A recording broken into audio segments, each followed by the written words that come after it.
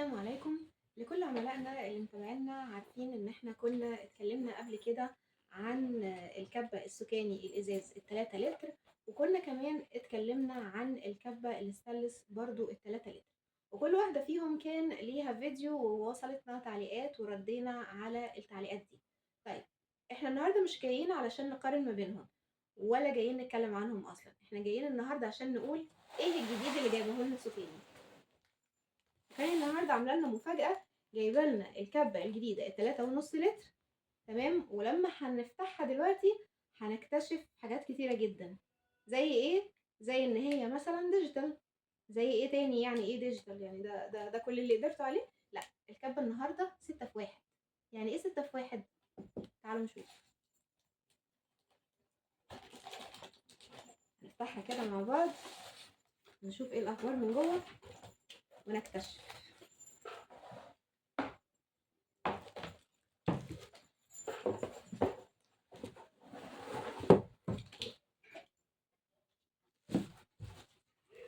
ده شكلها من جوه،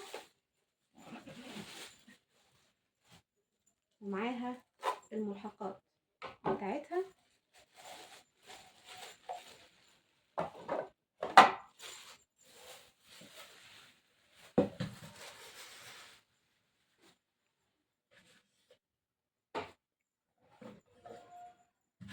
قطعة 2 3 4 5 6، وطبعا كالمعتاد السكينة بتاعتها. طيب ايه الاختلاف؟ تعالوا كده مع بعض نشوف. مبدئيا هنا ايه الحاجات الكتيرة قوي دي؟ زي ما قلنا في البداية هي ديجيتال. طيب ده معناه ان هي فيها انظمة معينة هنقدر ان احنا نستخدمها. طب ايه كل القطع الكتيرة دي؟ طبعا دي القطعة المفرمة العادية اللي احنا متعودين عليها واللي دايما بتكون استانلس، لكن الجديد فيها المرة دي انها مش 4 شفرات زي كل مرة، لا دي 6 شفرات. فدي كده اول حاجة. طيب ايه القطعة الغريبة دي؟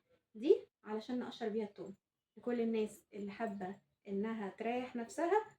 سكاني النهاردة جاية عشان تريحك. ايه دي؟ دي جايبينها النهاردة علشان نفصل بيها البياضة عن الصفار. ايه دي؟ هنخفق بيها البيض. ايه دي؟ السكينة بتاعتها. ايه دي؟ عايزين نجرب كل الحاجات دي مع بعض ونشوف سوا. طيب يلا بينا كده علشان النهارده الفيديو طويل. طبعا دي القاعدة البلاستيكية بتاعتها وبنثبت بيها. خلينا نجرب. اول حاجة هنحط فيها البصل، وكالمعتاد انا بقطعه نصين بس، وهنشوف النهارده ايه الاخبار.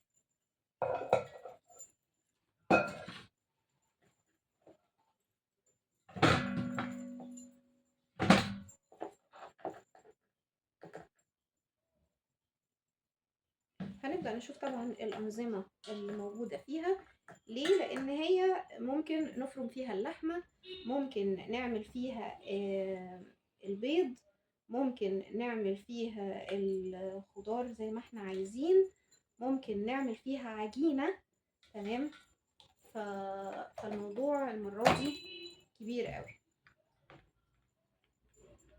دي شكل الشاشة معانا اهي، فخلينا نجربها. نقفلها مع العلم طبعا ان انا بمجرد ما قفلتها من هنا وحبيت ان انا ازود، فانا عادي بفتح وبزق الحاجة بنزلها من هنا. يعني انا ممكن احط فيها البصل، ممكن احط فيها الجزر، ممكن اعمل فيها طماطم تقريبا. يعني اقدر استغنى بيها عن ادوات كتيرة جدا عندي في المطبخ. طيب خلينا كده نقول بسم الله ونثبتها ونجرب. زي ما احنا شايفين هي ديجيتال، وكل حاجة من دول بتعمل حاجة مختلفة. فأنا لما بدوس على الفانكشن سيلكت أنا بختار أنا محتاجة أعمل إيه بالظبط.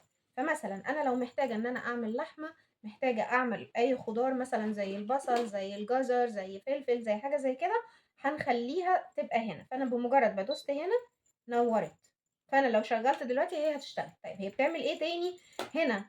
المفروض انها بتعمل البيض والعجين زي ما احنا قلنا قبل كده، ودي مجرد ان هي بتقطع بتعمل زي تقطيع وممكن نستخدمها للثوم. وهنا ديت بتدي نظام نبضات ان هي بتلف وتفصل وتلف وتفصل. طيب خلونا كده نجرب مع بعض، بما ان احنا حطينا فيها البصل دلوقتي خلونا نشوف مع بعض لما نشغلها ايه اللي هيحصل.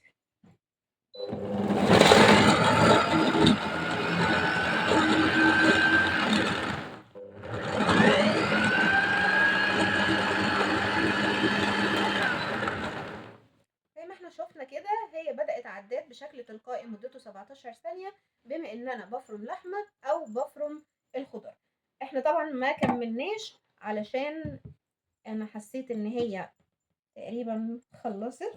زي ما احنا شايفين كده هنضطر ان احنا ايه نديها لفة كمان بحيث انها تفرم البصل بالكامل.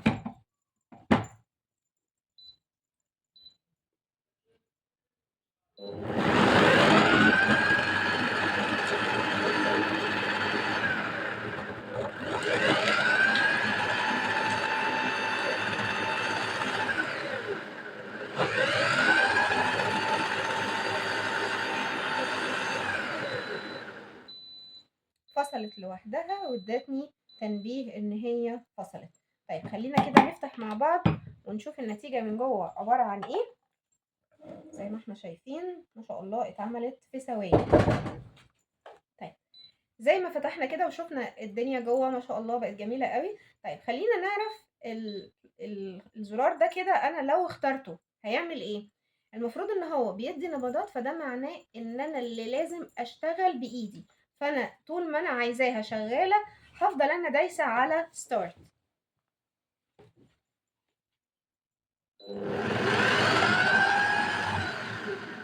مجرد ما بشيل ايدي بتفصل. فطول ما انا مختارة النظام ده لازم انا اللي اشغلها وانا اللي افصلها، وبرده العداد بيفضل شغال معايا. طيب خلينا نشيل منها البصل وهنجرب فيها البيض وهنجرب فيها اللحمة كمان، فخليكم معانا علشان هنكمل مع بعض. هنبدأ دلوقتي وهنعمل فيها البيض.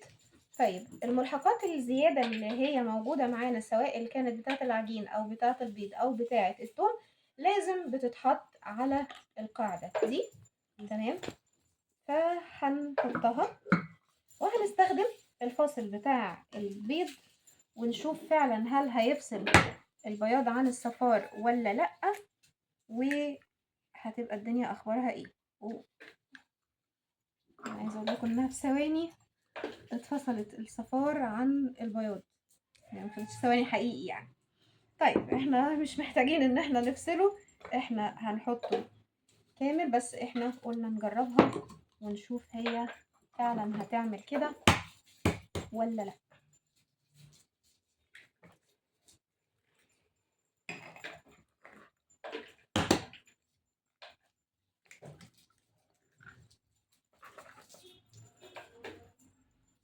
هنجرب ان احنا نعمل فيها البيض ونشوف مع بعض ايه الاخبار.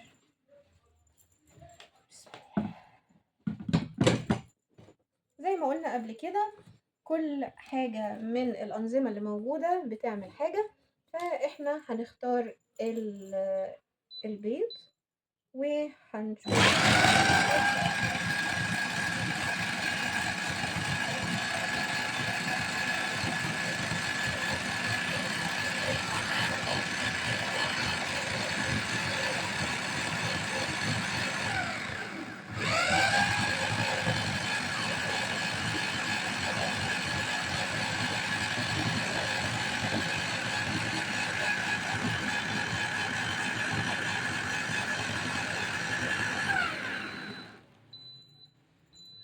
زي ما لاحظنا ان هي بعد 15 ثانية، يعني هي ادتنا في البداية 30 ثانية وبعد 15 ثانية بدأت انها توقف. خلونا كده نفتح مع بعض ونشوف الدنيا جوه اخبارها ايه. عايز تعملي كيك، عايز تعملي اي حاجة، يعني الموضوع مش هياخد ثواني. بتحضري البانيه وعندك عزومة ومحتاجة ان انت تعملي بيض كتير علشان التتبيله بتاعه البانيه برضو نفس القصه. طيب خليكم معانا علشان كمان هنجرب فيها دلوقتي التوم، لان موضوع التوم دوت دايما في ناس كتيره بتعاني منه، فخلونا نجرب ونقول لكم راينا ايه في الموضوع. خلونا بقى نجرب مع بعض دلوقتي التجربه الاهم بالنسبه لي بصراحه، موضوع التوم. يا ترى لما هنحط قطعه التوم دي ونجرب، هل فعلا هتعمل وتقشر التوم ولا لا؟ خلونا نشوف.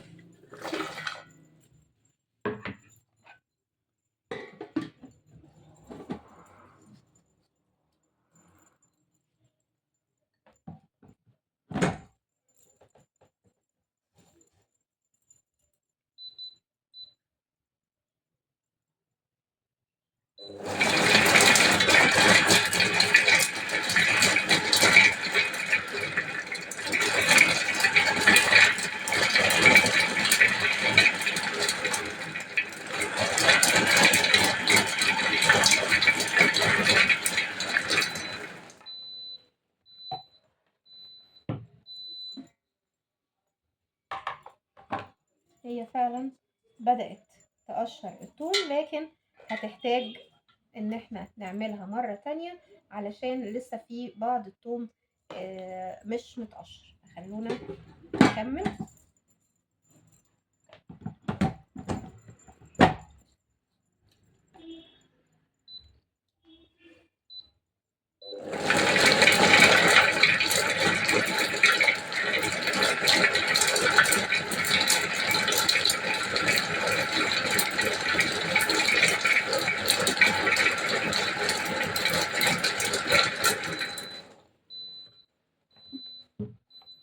يعني هي مش بطالة، لكن ما زالت هتحتاج مننا شوية وقت، لكن ده ما يمنعش انها فعلا فصلت بعض الثوم، وفي حاجات اتفصل نصها وفي حاجات لسه، لكن اللي بيتفصل فعلا بشكل كامل. تمام، خليكم معانا علشان كمان هنجرب فيها اللحمة ونقول لكم رأينا فيها ايه. وصلنا للمرحلة الأخيرة وهنجرب مع بعض إن احنا نفرم اللحمة في الكبة الجديدة. طبعا هي 1000 واط، وال1000 واط ده رقم مش قليل، مع العلم طبعا إن السلاح بتاعها سداسي. فاحنا هنجرب احنا نحط فيها اللحمة زي ما هي، يعني مش هنصفيها من دهون ولا أي حاجة، وهنجرب مع بعض كده ونشوف ايه الأخبار.